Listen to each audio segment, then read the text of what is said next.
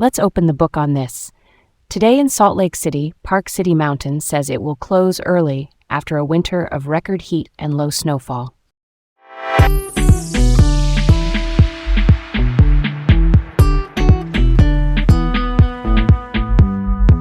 I'm Leah. And I'm Garrett. Welcome to Laid Back Local, the news of the day with Leah and Garrett, reporting from Salt Lake City. First up, Park City Mountain is closing early this season in April 2026. It's the largest lift-accessed ski area in the U.S. Lift-accessed just means every run you can reach by chairlift rather than hiking. The resort says lower than expected snowfall and record high winter temps pushed them to shut down this Sunday, which is unprecedented for many longtime locals. Operations teams tried to keep the slopes going, but warm nights make it tough to maintain safe snow.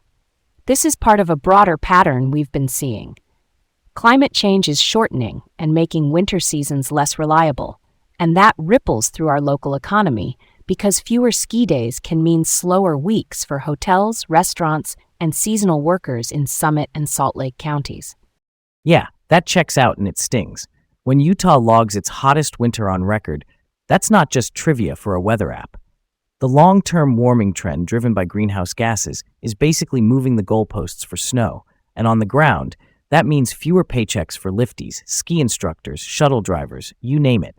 Quick question for me though, Leah. If they've got snowmaking, why close now?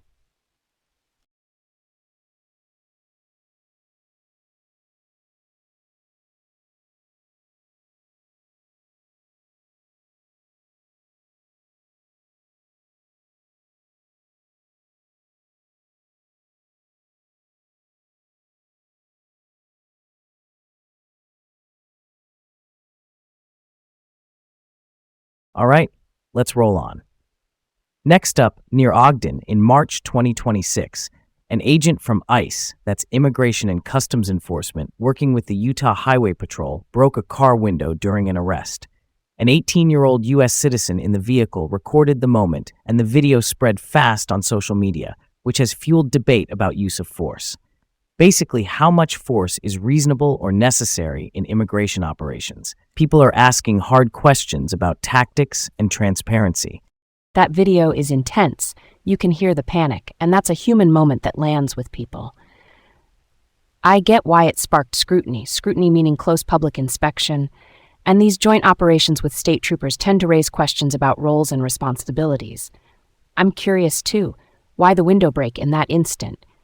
We don't have every detail, but policy usually allows it if officers think someone is not complying or there's a safety risk. Still, proportionality matters. Force should match the situation, and I hope we get a clear account because clarity helps everyone involved. Okay, let's move on.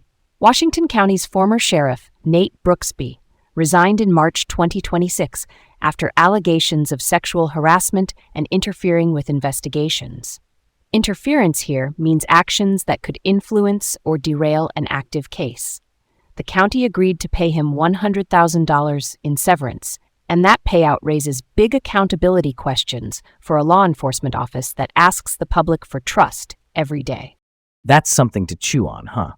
When a top cop faces allegations that's serious and still gets a six-figure exit check, the optics are rough. Why the payout, though? Usually it comes down to a contract clause or the county wanting to avoid a long, expensive legal fight. Not saying that makes folks feel better, but it's a common play. At the end of the day, trust is brittle. You only get so many hits before people start checking out. A clear, public accounting of what happened would help, even if it's uncomfortable. Let's switch it up.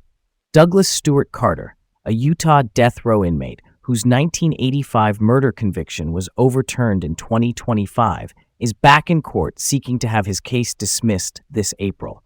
His claim is that investigators committed serious misconduct, including suppression of evidence, which means not disclosing information that could help the defense and steering attention away from other suspects, because it's a capital case, one where the death penalty is possible. The stakes could not be higher, and alleged investigative errors in a case like this raise ethical questions and point to possible systemic flaws. This one really resonates with me. The idea that misconduct may have shaped a case with someone's life on the line is chilling. Quick question. Why does it take decades for things like this to surface? Appeals and post-conviction reviews are slow by design to be thorough, and sometimes key facts only come out years later through new testimony or records.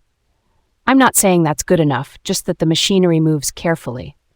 If the court finds the claims hold water, meaning they're supported by the evidence, there has to be a response that matches the harm. Justice demands nothing less. Last up, Salt Lake City cut developer incentives after the demolition of the historic Utah Pickle Co. building in the Granary District. Blazer Ventures had discussed renovation plans, but the structure came down instead, and the city council responded by slashing incentives. Those incentives are financial benefits or breaks used to encourage certain projects, and the move signals community frustration and possibly a shift towards stronger preservation policies. Preservation, meaning keeping culturally important buildings standing when feasible. As someone who loves urban exploration, that one hits different. Those old brick buildings are like time capsules, Benhessen. Why demolish if renovation was on the table? We don't have their full rationale in front of us, but the council cutting incentives is a clear accountability lever. Basically, the city saying if you don't follow through on what you pitched, you don't get the perks. I could get behind that idea. It sets expectations for future projects in the Granary and beyond. Thanks for tuning in to Laid Back Local, the news of the day, with Leah and Garrett from Salt Lake City. Have a great day, and we'll see you tomorrow.